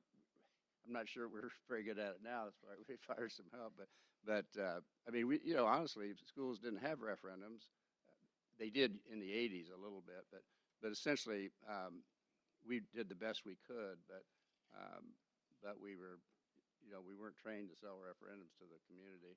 And the questions changed every year and gotten worse and worse, by the way. In the sense that if you read the question, I wouldn't vote for a referendum based on my taxes going up 28%, is what it said last time, and meaning if you didn't have a referendum, of course. That's not what it said. And so now it says 40, maybe 40, 50 cent tax rate, whatever, and you go, well, the math, that's 100% increase or whatever. And so that's why we'll be talking, for years we've talked about levy and we've talked about rate and a level rate. Now we know that a level rate doesn't mean the money stays the same, because the other half of the equation is the AV, and so if it goes up, the money goes up. I thought it was a pretty good system for funding that was, in our case, 100% for salary and benefits for teachers, because cost of living and people. So at any rate, we were happy with the 58% at the time. And then you see in 2017 with, increased inadequate funding, we raised it to asked to be improved at 19 cents, and it was at 89%. So I don't know if our credibility went up or we got better at promoting, but we were happy with the 89%. Then in 2019, we had the first safety referendum, and still are amongst I think there may be two of them. And in 2019, when that new legislation came in, as was noted earlier, we asked for 5 cents. The maximum is 10 cents. So we asked as much as half of what we could have asked for. But for the first 3 years, we established it at 3.5 cents because we didn't need the money. And we don't tax to what the maximum is unless we feel we really need to meet that maximum. And here we didn't, and it's because it was primarily because it was a new program. And so to get all the SRO officers in place and so forth, took time, and the therapy program for students and so forth. So it took time. So we only asked, we set the rate at what we felt we needed, and then eventually we have since increased it up to the 5 cents.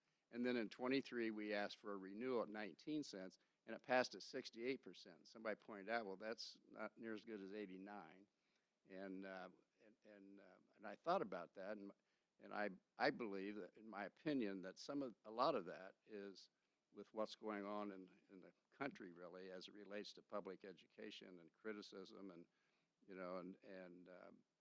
assertions of all kinds of negative things, and certainly a certain percentage of the community agrees with that, and it may reflect in how they might vote, but still 69% or 68% is a clear majority is approved the referendum.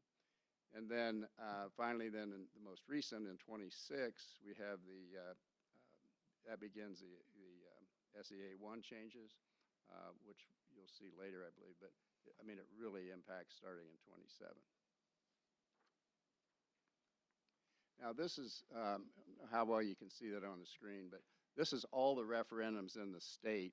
And as I said, there's about 27% of out of about 300 school districts have operating referendums. And you'll note on the left, and I wanted to speak to that because this shows the O is for operating, the C is for construction referendum, and S for safety, and then pass fail. I want to emphasize, particularly in a community like Carmel, that we do not have construction referendums. Which means we have not asked taxpayers to raise their taxes to pay for facilities, is essentially what it amounts to. And we're pretty proud of that, that we've managed to maintain the facilities at the level that we do and provide the facilities that we do, but within that 1% cap. And that's, you can see all of our contiguous neighbors have an operating referendum, but they also have capital referendums, and we're the exception. And with those districts that have referendums, I'd say we're somewhat the exception around the state as well. So with that, I'll turn it over to Amanda.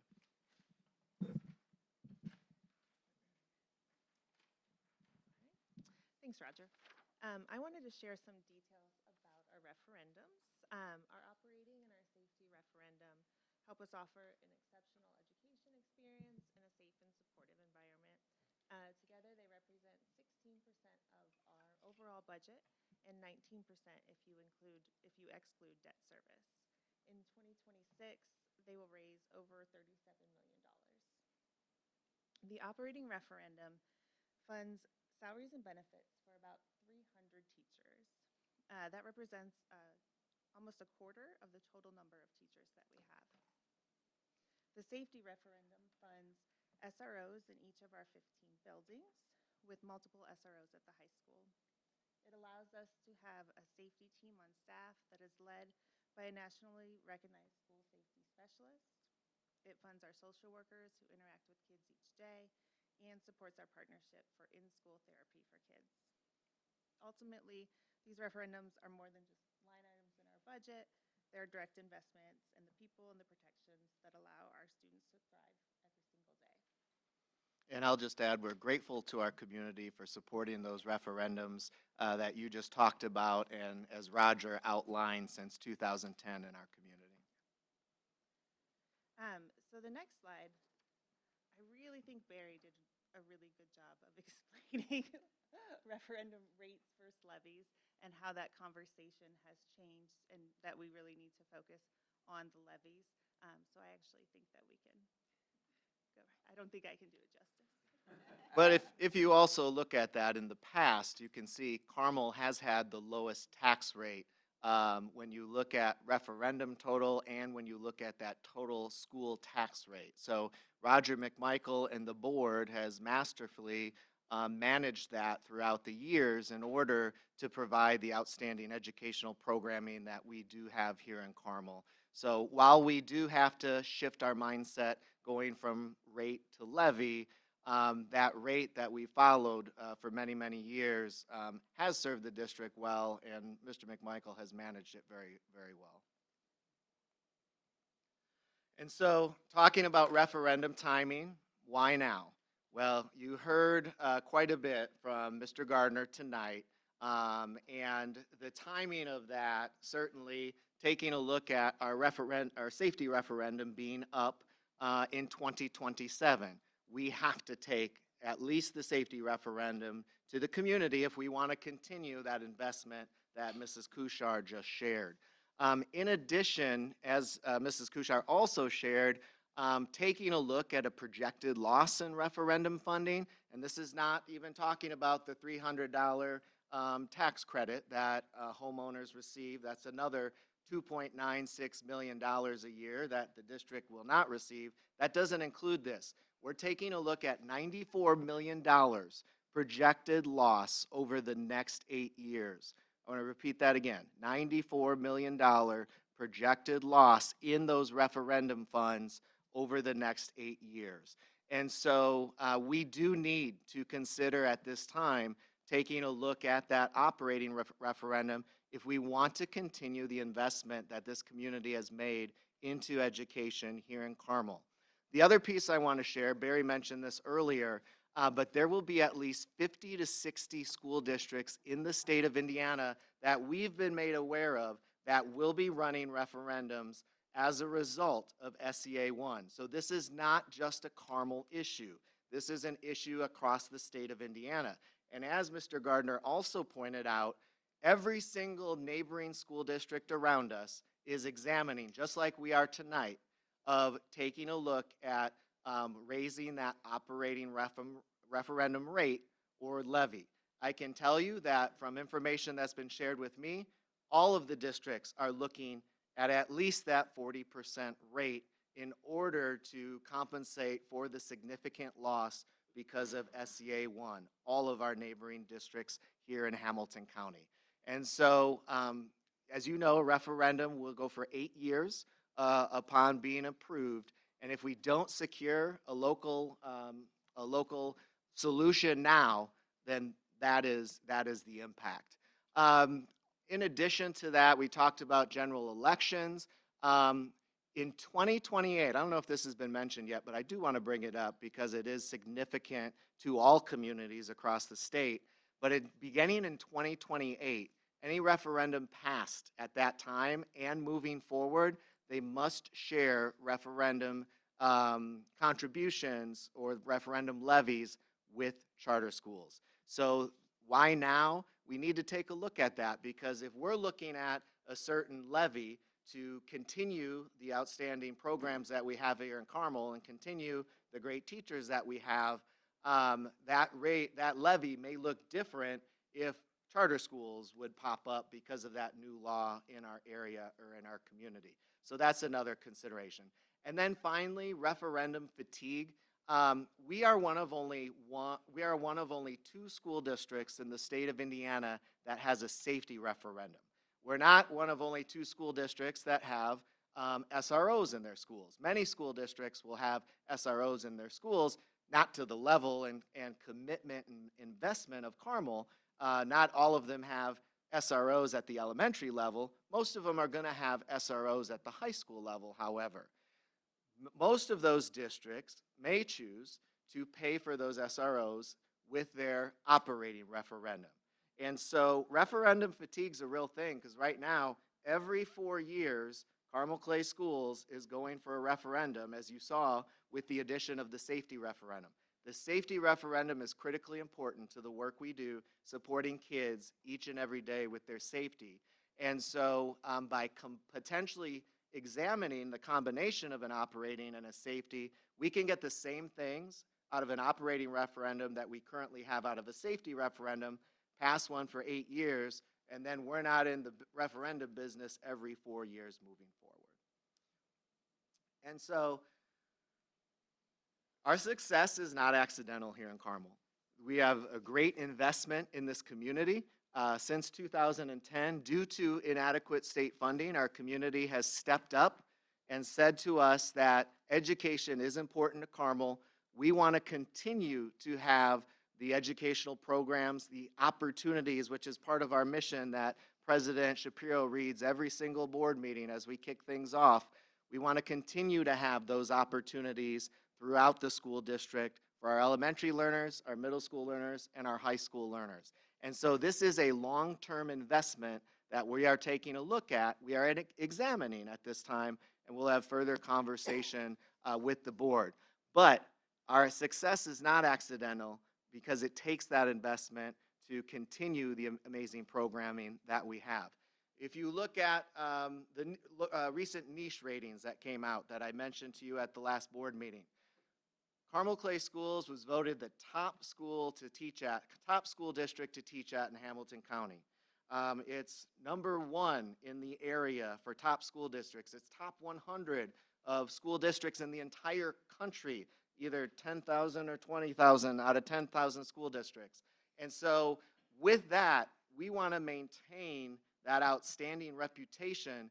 But if we don't consider supplementing and taking a look at that operating referendum and that $94 million that we're projected to lose, if we don't consider doing something, we will fall behind all the other districts who are considering it at this time, from Zionsville to Westfield to Noblesville to HSE. All of our neighbors are considering that. I don't want to fall behind, and so that's why we're taking a look at that right now. Local control matters, and for me, I want the same opportunities and the same educational programming that we had yesterday for our students tomorrow. And so I think it's really important that we're looking at this right now, and that's why we're here tonight. And then I want to talk about resource management and diligent resource management. So Carmel Clay Schools consistently manages taxpayer resources on an annual basis with care and with purpose. Mr. McMichael mentioned one aspect of that. Because of the consistent leadership we've had here in the district, even though this is my first year as superintendent, it's my 7th year in the district. Mr. McMichael's been here for over 30. Dr. Dudley has been here, I'm not going to say, but she's been here a great time with us. Because of that consistent leadership, we're able every single year to take a look at, to look ahead, to be responsive with different, I don't want to say cuts, but to be responsive to the enrollment, to be responsive to what's going on operationally. You saw from that chart that Roger showed earlier the amount of money we lost from 2010 for 6 years in a row. We've been tightening our belt since 2010, and we continue to look at that in the district. And finally, we want to protect community value. Carmel Clay Schools, and you will hear this from our city leaders, you will hear this from our homeowners, and you'll definitely hear this from me. But in Carmel, we are part of fueling that local economy. We are a top reason, if not the top reason, why people move to Carmel for the outstanding schools. And so we want to continue to secure and strengthen the reputation of our community. And so that's why we're here tonight. And that's why we're coming to you to share what are our challenges moving forward and what do we have to look like if we want to continue the educational programming that we've offered here in this community. And so finally, I just want to share kind of what next steps and the timeline looks like. And so we will continue to update the board. We've already taken notes on some of the questions we've received today, and we'll be getting the board that information. But we're looking at May 13th to have another work session, if not before, to engage with the board and to engage with the community. And I think in looking at that next work session, Mrs. Cashin, you brought this up, but you know, what does it look like if we consider running the question, you know, separately? What if we combine it together? What if we just do the safety referendum? And looking what that looks like on the ballot is going to be important to share with the board moving forward as well. In addition, looking up at the next steps and timeline of moving forward through this work, we would need to bring a recommendation to the board to consider by June 24th. And the board would need to vote on that recommendation that we bring to you. A lot of information we shared here with you tonight. But by doing that, the board's not voting yes or no to move forward, to actually vote on the actual referendum. The board is voting to place the referendum on the ballot to have the community vote to see if they want to continue whatever investment that we want to present to them. And so then, should that happen, and should the board approve whatever that recommendation may look like, then there are specific steps that we would work with Policy Analytics, our referendum consultant, Ice Miller, with Bond Counsel, and take a look at what those pieces look like. And then we have to follow the law on submitting all sorts of things to the county clerk and so on and so forth. So, and then obviously, general election on November 3rd, early voting sometime, I think it says October, but early voting starts in early October. So that concludes the why and some historical aspects of the referendums here in Carmel Clay Schools. And at this time, the team would be happy to answer any questions you may have.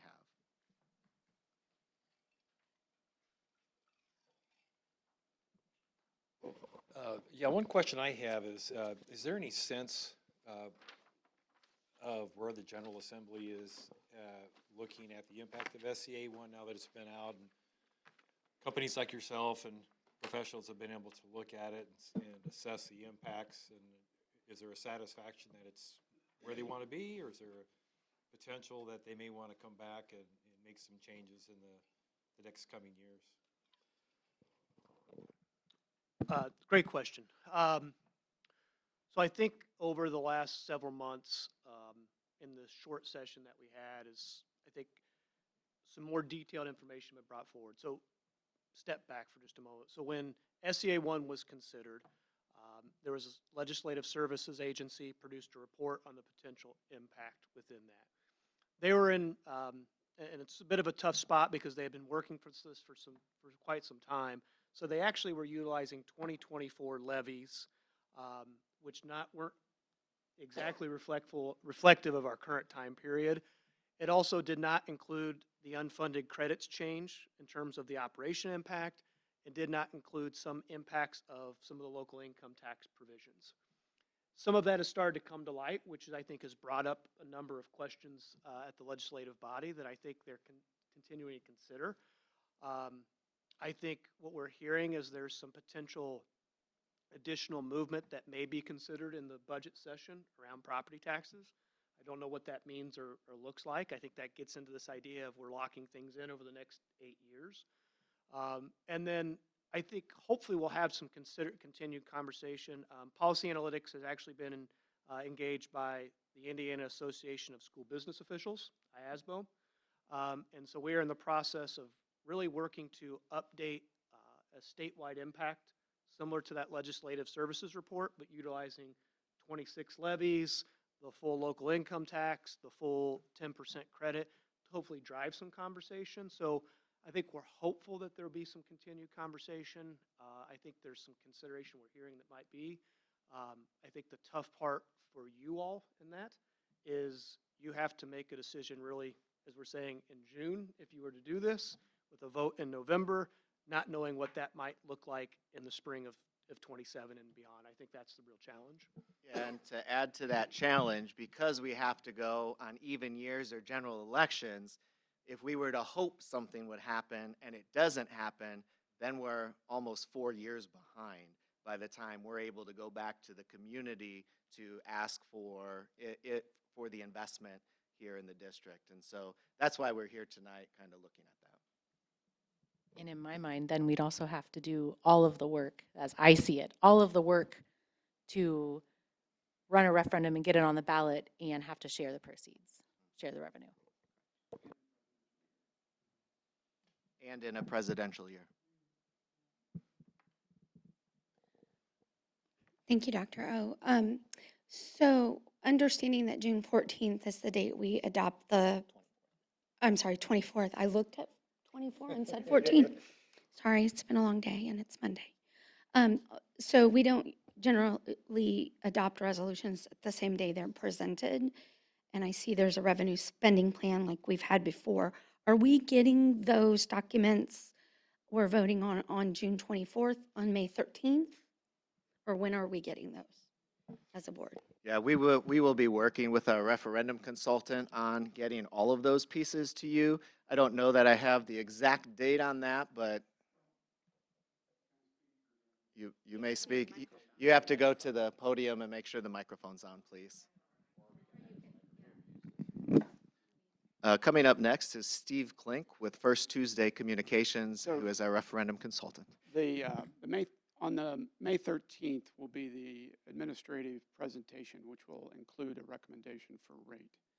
And all of the paperwork is pretty formal, and that presentation will include a draft ballot question. Okay.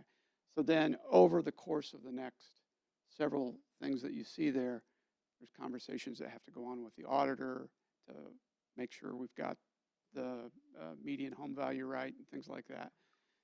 And so on the 24th, you'll get the actual real legal paperwork, and you'll get that like you normally do in advance of a board meeting. But beginning on the 13th, you'll have the information that you need to know from administration as to where we're headed, and a potential ballot question and all that. And again, that ballot question includes a maximum rate. So no matter what happens with the legislature or with AVs, with the exception of a lowering AV, you are covered from the standpoint of you will evaluate each year what that rate is actually going to be and can lower it. Now, if your AV goes down, you can't raise the maximum rate. So I guess that's helpful, Mr. Klink, but what I'm concerned about as a board member is if we are looking at various scenarios as we've discussed, like, is it one referendum or do we present two? What is the total cap of the levy plus or minus 2%? Is it X cents plus Y, or is it Y cents? When do you have feedback from the board on those very important issues? Because what it looks like on your timeline, and go ahead, Mr. Shapiro, if you, I see you, like, when do we provide that feedback? Because I don't want to get a resolution, all due respect, where the administration has picked a path, and what happens if we don't, as a board, agree with that path? I don't want to find that out on June 24th. And I want to work through that before then. And I can tell you that won't be the case. I mean, Greg and I having gone through a referendum process in 2023, it was a very cooperative process with, that's the board that has to pass it, right? The resolution to put it on the ballot. So that's on the board. So it definitely was a process that we were involved in. Yeah. No. Right. No, if I'm hearing what you're saying, and I don't disagree with anything you said, what it sounds like to me is there needs to be another conversation between now and May 13th, where we're talking through the different situations, some of the scenarios that Ms. Cashin outlined, because there's some discussion that needs to happen before we even look at an administrative presentation on a referendum renewal, because that referendum renewal could look like three different things right now, right? I mean, I understand what Mr. Klink outlined, and that sounds great, but that's making an assumption that we're sort of on a similar page, and right now, I don't know, I don't think we're on the same page, not in a bad way, but. Right, we might be in a month. We're sort of in the table of contents right now. We haven't gotten to the first chapter yet. Yeah, we will definitely be having additional meetings between now and then to present this information to you and to have further conversation throughout the process. I just think, I think where Ms. Wheeler was starting is that, right, typically there's like a reading before we get to an approval, right? And this is a little bit more complex than just passing a new policy. And so we just want to make sure we're leaving ourselves ample time because we're backing into a date by which we need to approve a resolution. And again, just to clarify, us approving a resolution is not any of us signifying our approval or disapproval of a referendum. It is us saying we want to put this on the ballot. I just want to make that clear because we haven't even determined what that question would be yet or what it would include or not include.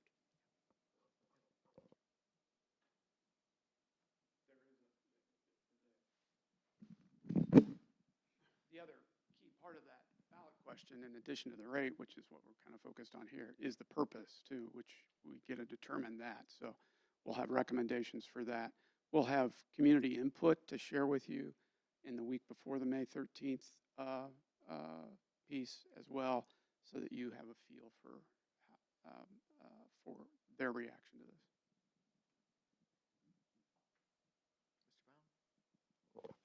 Yeah, one thing, we had a bit of a discussion on what would the impact be if it doesn't pass, whatever it is, we don't know yet, but, and if I recall right, Hamilton Southeastern did something when they were passing their referendum a couple of years ago. I don't know if it's 2 or 3, but they had laid out, like, if this doesn't pass, they had done the due diligence analysis of, well, this is where we're gonna have to make cuts. It was it wasn't specific to, the number of dollars precisely, but, it was done in a way you can understand that whether it be these many teachers, this many bus drivers, this many, whatever those budget elements would be, is that I think at some point, you mentioned that ballot questions can be rather obtuse and misleading. I think it would be very helpful to present it in that way, is that if whatever we're putting on the ballot to pass doesn't pass, then this will be the next steps that we take. And I think it's important to start thinking about that now. Go ahead, I had another question. Well, of course, we've been thinking about it, but we will provide information. I wouldn't intend to provide like we would cut this, this, and this, but as you maybe alluded to, it takes about 11 teachers, for example, to less teachers to generate $1 million. So, so if we look at, how much would be eventually, we were saying we'd like to have this much versus where it's at now, then you start to do the math. It takes, twice that many at least custodians to equal the same amount, and 4 times that many, 40 some IAs to equal $1 million. So, and so you begin to pick and choose, but it does help, I think, to understand the magnitude of what we're talking about, and we're certainly not going to maintain our current program by, belt tightening. We do that. I'm paid to do that, and I'm paid pretty good at it. So if I'm not doing it, you ought to, think about that. But we do that constantly, and I didn't need state legislation to start doing it now. And so, and by the way, our taxpayers 4 times said raise my rate. So asking them if they want to continue to, maintain the current program, it seems like a good question. But we will provide that type of information. But not some districts say, well, if this doesn't pass, we'll cut this or cut that. But I will tell you, it won't come all out of the operations fund. The operations fund's $50 million a year, and I think the board certainly knows generally what it covers. But $12 million of that's transportation. You don't have to have transportation, but that's you're going to reduce services to children, or we would be, because we simply cannot become efficient to the extent of $94 million. And as was said, that's just the referendum fund. That's not the operations fund.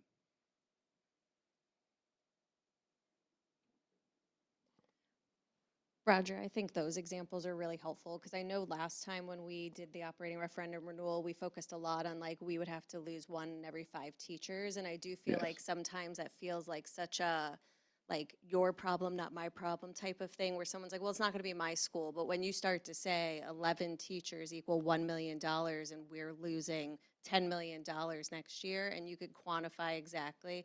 So not to say that we'd cut it, but to your other example you just gave, which was awesome, of $12 million is transportation. We're certainly not going to cut our No. buses, but that's the size of impacts that we're talking about when we're talking about a $10 million loss. I think those things really quantify to the community what it truly means. And transportation is an example to where um, you, you you can't deliver the same service unless you have fewer, with save, meaningful amounts of money, unless you're going to pay fewer bus drivers, which means you're going to have fewer buses. You could pay them less, and there's examples across the state where, usually the administrators are the first to have their salary frozen, for example. And I don't happen to believe that because the state legislature felt that taxpayers who didn't ask to have their taxes lowered, in Carmel at least, I don't believe a majority of them did. We know a majority of them asked to have them raised, but we're not going to solve this problem. I wouldn't recommend you'd solve the problem on the backs of our employees.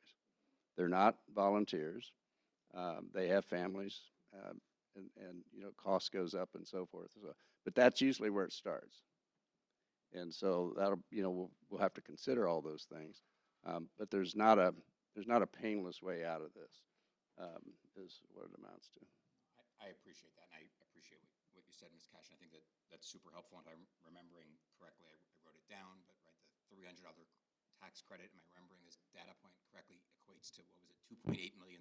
Yeah, almost $3 million. Right, so do the math, that's 33 teachers. Well, I didn't, So, that's again, not a part of the 94, though. correct. Well, again, but just using, they're more tangible examples. And Right. again, not that we're suggesting that these are the things we're going to do. Right.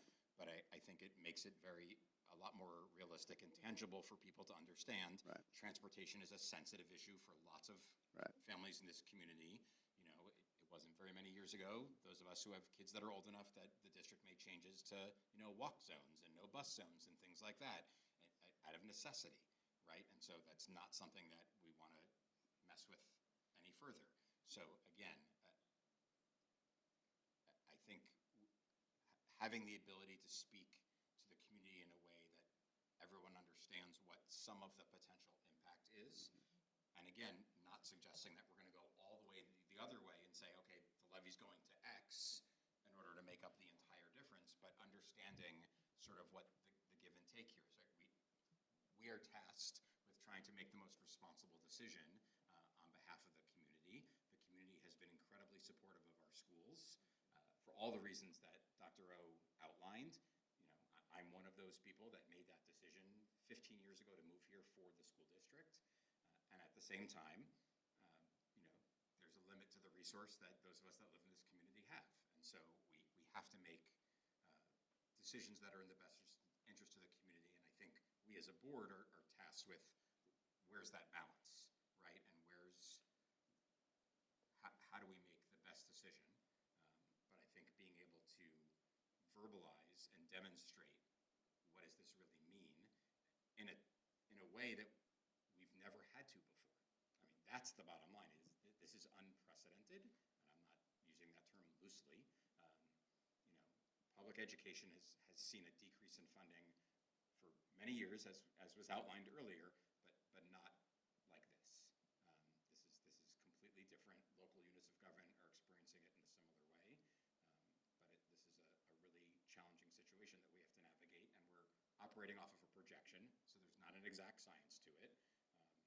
So there's a lot to be thought through, and so having these different scenarios and different options are going to be critically important for us to talk about and make sure the community understands all of the different pathways that are possible, and for us to then make a recommendation for the community to ultimately make the decision about what they think is best. Thank you. Roger, I'm with you on the not doing it on the backs of our employees, mostly because my mom would come back and haunt me. She was a kindergarten teacher, for those who don't know that. But my comment is really for Dr. Owen, tying what we're doing to our strategic plan and thinking about that as well, because we didn't become the district that we are statewide and nationally by just maintaining the status quo. We continue to do better than that. And so I would appreciate it if you and your team would think about some of the things in our strategic plan, such as expanding our workplace learning opportunities, looking at preschool provisions. I mean, there are so many things in that strategic plan, and I realize it wasn't our intent to check every box over a 3-year plan, but part of the things that keep me up at night are we make decisions today, and maybe 2 years from now, you have to say, oh, I'm sorry, Ms. Wheeler, I'm sorry, board, we can't do what we wanted to do because we made a decision 2 years ago. And if that's part of the decision-making that our administration makes in your recommendation, just tell us, right? Just, and you do anyway, I know you do. His recommendation. Right, his recommendation. Just to be clear. But no, what I'm, does that make Thank you, sense? Ms. McMichael. Yeah, it's, The buck stops right there. hey, I'll That's take right. it. That's an excellent point, Ms. Wheeler. Every conversation, every point we talked about tonight relates directly to our strategic plan. You look at our work-based learning, the internships our students are having across all businesses and industry, the polytechnic additions that we put on with our construction trades classes, our culinary arts, our engineering and technology, our automotive.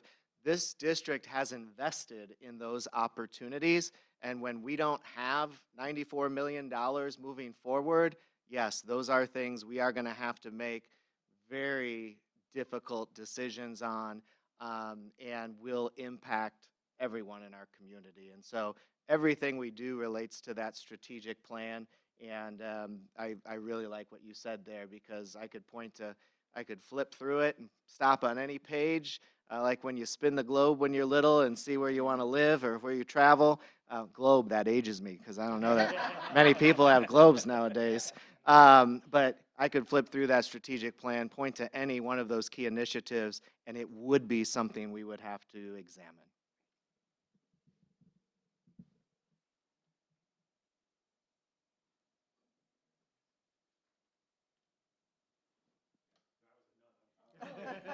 I want to make sure. Yeah.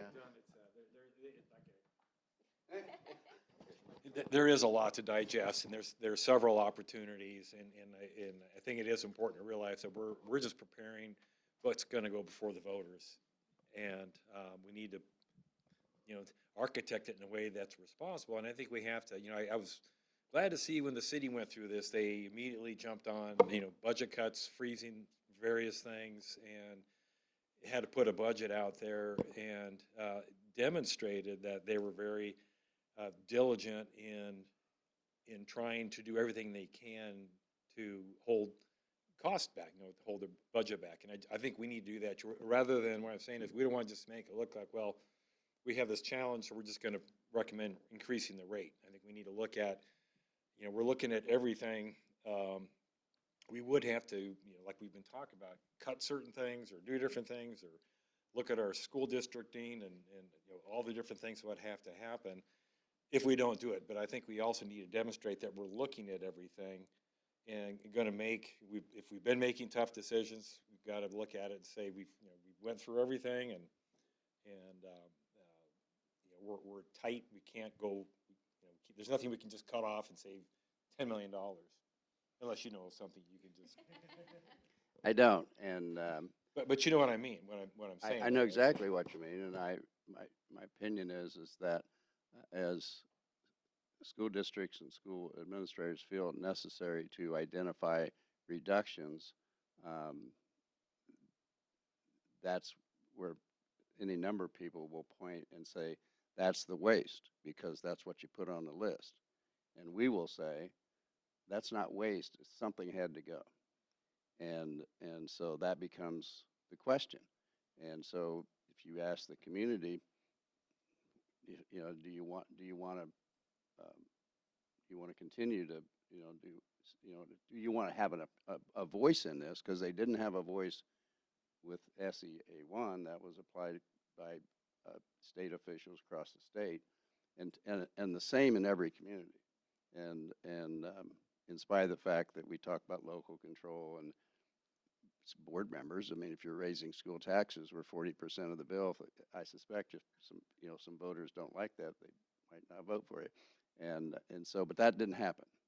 And so, one, as I said, this is not a district that's, has major waste going on, but we look all the time, short of taking services away from children. My whole division is only here, to support education. It's not here to provide us jobs. And so if we're not doing that, then you got the wrong person.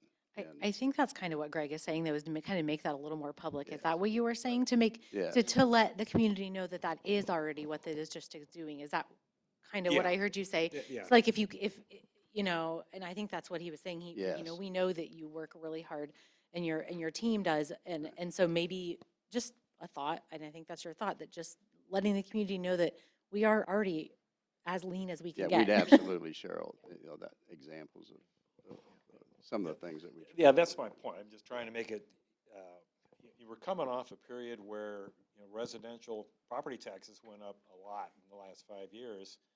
And then to turn right around and say, well, now we're going to take the rate from whatever, 24 cents to 41 or 42, whatever. Right. It's without saying that, hey, we've done everything. We're skin and bones, or, the cuts are going to really be difficult and you probably don't want to make them as a voter. So I think we just need to put our perspective in the mindset of the voters so that, they can make a decision as to, okay, yeah, you're going to save yourself $300 a year, but what's the real impact to your property value, for example, or your kids that are in the schools.